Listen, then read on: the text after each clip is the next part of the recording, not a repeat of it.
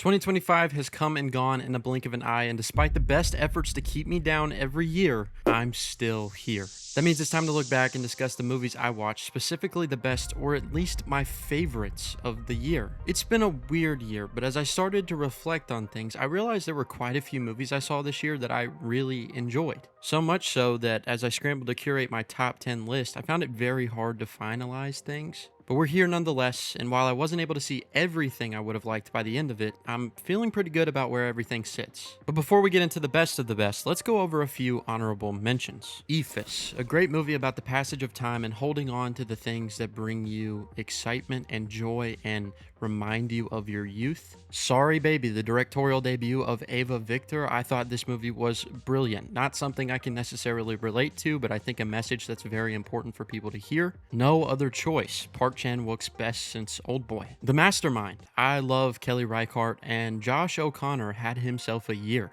I'd be remiss if I didn't mention Superman. This is one of those theatrical experiences of the year that I came out just with a big smile on my face. Strange Harvest is one of the best found footage movies we've gotten in quite some time. It sets itself up like a crime documentary, but it unfolds into so much more. One of the biggest sleepers of the year. Hamnet. Chloe Zhao's return to form after Eternals. This is a movie that I wasn't as high on as many people, but made me more emotional than I've been watching a movie in a very long time. Bring Them Down. One of the most devastating openings to a movie all year, and the tragedy only continues. Nothing beats a good Irish family drama. Die My Love. It was a big year for mothers. Black Phone 2. I was really surprised by how much I enjoyed this one. I might actually like it better than the first. I know it's a hot take, but it's one of my favorite horror movies of the year. Blue Moon. Richard Linklater at his most sincere. Ethan Hawke is another actor that really just had himself a great year. Life of Chuck. Both an interesting new turn for director Mike Flanagan and a film that highlights a different side of Stephen King's work. Another film that moved me very deeply, and a great reminder that no matter what cards we are dealt in life, we all contain multitudes. Materialists.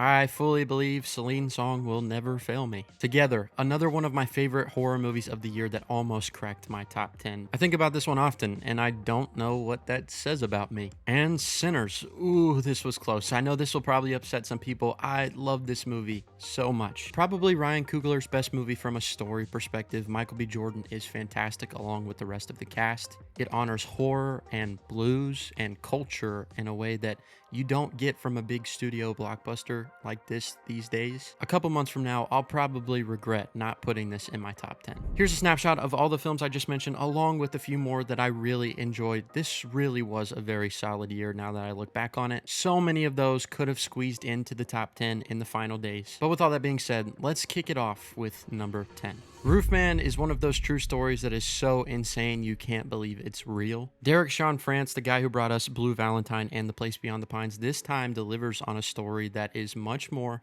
heartfelt. You're following a guy that has made some very bad mistakes, and in a lot of ways is very emotionally manipulative, but it also seems like he has the best interest for the people around him at the same time. It was wild watching a lot of these events play out, but I also just got so swept up in the madness of it all. I think Channing Tatum delivers one of his best performances to date, and his chemistry with Kirsten Dunst is incredible. It's one of those stories where even though you know exactly how it plays out, you're still just as invested while watching, and it's oddly comforting in a way.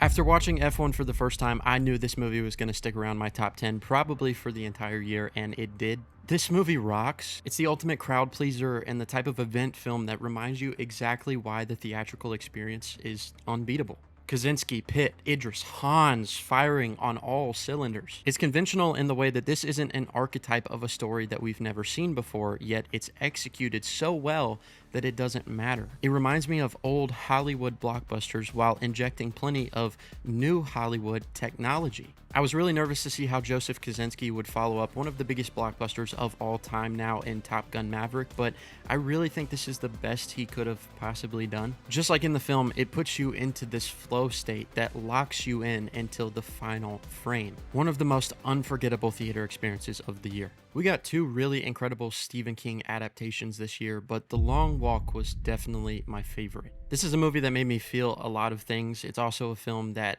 reminded me of classic Stephen King adaptations. It has the same emotional character moments, high concept story, and dramatic narrative of the absolute best of them. And it doesn't necessarily have a satisfying conclusion, but at the same time, I think that's what worked for me. Not all stories end on a positive note, and sometimes reality can be very bleak. While this captured a dystopian America, at the same time it feels like something that could be entirely plausible, and that made it all the more terrifying. It's not extremely flashy, it doesn't need to be, but it's very effective in its simplicity. I really think it has future classic written all over it. Eternity was a bright spot during the scramble to end the year. It's just another really strong concept with great execution. I'm very iffy when it comes to the romantic comedy genre, but at the same time, I think this is probably one of the most solid we've gotten in quite some time. It nails the sincerity of my favorite rom-coms and manages to explore the depths of life, death, and relationships in a way that, in the midst of its imaginativeness, felt very real somehow. The idea of the afterlife is such an interesting thing to explore, and Eternity does it with such delicate care. I went back and forth with placing this movie on this list, but I could not stop thinking about it, and it just kept going up. A24 really had a fantastic year, and we're not done yet. Bugonia is not at all what I expected, and better than I expected in every single way. It's my favorite flavor of Yorgos Lanthimos projects, and he's been on an insane run the past few years, but I think this might very well be his best. It's a darkly comedic and somehow very alarmingly accurate portrait of humanity today and its corruption from the inside out. It points fingers at the finger pointers, somehow perfectly masking itself as a digestible sci-fi thriller that anyone could easily turn their brain off and consume. But if you pay attention, it's incredibly smart and nuanced and saying so much more than you'd be led to believe. I found myself biting my nails off, getting really swept up in the story, and just wondering what was gonna happen. Even in Yorgos' subtlest of works, he still finds a way to inject the most surprising jolts of violence and disturbance that can rock you to your core. I'm also still pretty confident in saying that this has my favorite score of the year. I really just couldn't get enough of this one. I feel like a broken record when I say this, but Wake Up Dead Man is my favorite Knives Out mystery thus far. This time it's smart and witty as ever with a mystery that actually kept me on my toes far longer than previous entries. Touching on religion, its corruptive leaders, and the fear-mongering and theatrical spectacle that takes place within the church. It hit close to home for me as someone who is a Christian but has had many struggles with the church and organized religion and what that's turned into. Rian Johnson brilliantly taps into the misrepresentation and false ideology of religion and Christianity, especially from those who often have the most influence. Yet it never totally rips the faith apart, and that's what kept me on board. There's actually a great amount of hope and emphasis on goodness and spirituality when it comes from a genuine place of love. Somehow Rian Johnson continues to flip the whodunit format on its head and provide new and interesting stories that never feel repetitive. This time, it really felt like he was tapping into something deeper, something that meant something more to him. And again, another great Josh O'Connor performance. What can I say about one battle after another that hasn't already been said? I'm gonna be in the minority with this video, not having this movie at the very top of my list, and I can understand why so many people do. To say that I thought this movie was practically perfect from start to finish, and yet it still barely cracks my top 5 of Paul Thomas Anderson movies, proves how much of a generational impact he has made as a director. It's a nearly 3-hour-long epic that treks through so many different styles, genres, and tones, and never gets boring. It's able to be very cynical and crude when examining the current cultural landscape we reside in, yet still finds a way to inject hope and longing for a better future. And it's surprisingly tender-hearted as well. While it's saying so much, you could also easily sum it up to be about a father seeking to rescue his child. The bond of a family that goes beyond just blood relation, generational curses, and the struggles of complacency. This movie manages to say so much and never feels heavy-handed. In the era of cable reruns, this would be the movie I could turn on if it was playing on HBO and pick up at any point and be sat until the credits roll. A movie that I'm still thinking about religiously. This movie's just remarkable in every sense of the word. Train Dreams is a movie I started on a whim on a random Tuesday without hearing absolutely zero buzz about it beforehand, and immediately got swept up in its magic. It's a movie that feels entirely real, lived in, and a snapshot of a time before when life was so simple and beautiful and yet just as complex as it is today. It expresses the idea that the human condition carries on through time even when the scenery may change. There's a genuine sense of longing for connection and meaning and purpose here. It's a film that causes you to examine the hard truths and all of the little details of life that we otherwise would pass off as insignificant. A portrait of a man struggling to find his path and discovering it only to be struck by insurmountable obstacles that force him to start again. But that's life, isn't it? It rarely goes the way we plan. It sometimes feels as if the good moments get buried by the weight of the stresses and anxieties surrounding them. But through all of the pain and circumstance, we're all on the same journey of life and healing and making sense of what it all means. It's rare to find a film such as this that both displays how wonderful life is and also forces you to confront your own fears of the version of life that you're living. I was deeply moved by Train Dreams, and I really haven't stopped thinking about it since I first watched it. This is going to be one of those movies that stays in my mind for a very long time. My runner-up is Weapons. Zach Cregger, I think, captures horror in a way that no other filmmaker is doing today. I made a video talking about this movie, and in that video, I expressed that there was a very slim chance that this movie was going to end up anywhere below first place.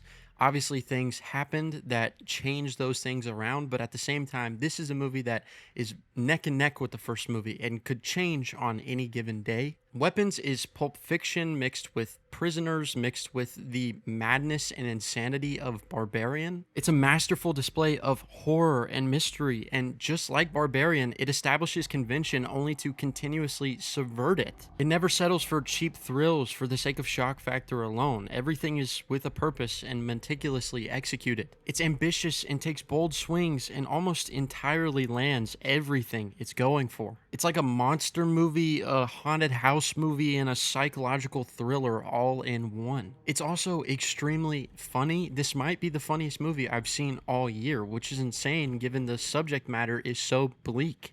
I don't know, man. I really love this movie. I think I'm going to regret not putting this in the top spot just after I'm done recording this video. But it really is that good. It excites me to see so many people taking to the movie and praising it for how good it really is. But with all that said, my number one is Marty Supreme. I always find it hard at the end of the year to talk about my favorite movie because it always feels like there's something I'm leaving out to describe just how much it meant to me, how much I enjoyed the movie. I mentioned that I think this is the year that Timothée Chalamet will walk away with Best Actor. I think there's something so infectious about watching a character that is in pursuit of greatness that there's absolutely nothing that could get in their way that will stop them from achieving it. Even in the case of Marty as a character who is somebody who is on paper extremely unlikable, Timothée Chalamet just injects so much charisma that you can't look away from him. And somehow, even when he makes every wrong mistake in the book, you still root for him to get through. It's anxiety-inducing and infuriating to watch at times. But it's so beautifully constructed that the movie is 2.5 hours long, and I could have watched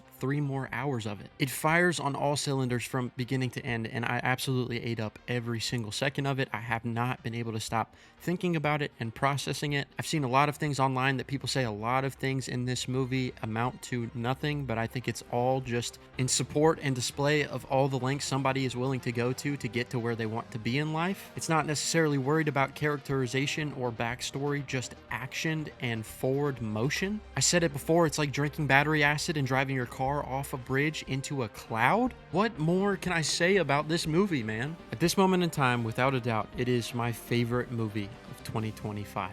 So there we have it, my favorite movies of the year. Not the best year for movies, but one that I think I'll look back on with plenty of joy and happy memories. Thank you guys for all of the support this year. I really appreciate it. And until next time, I'll see y'all later. Peace out.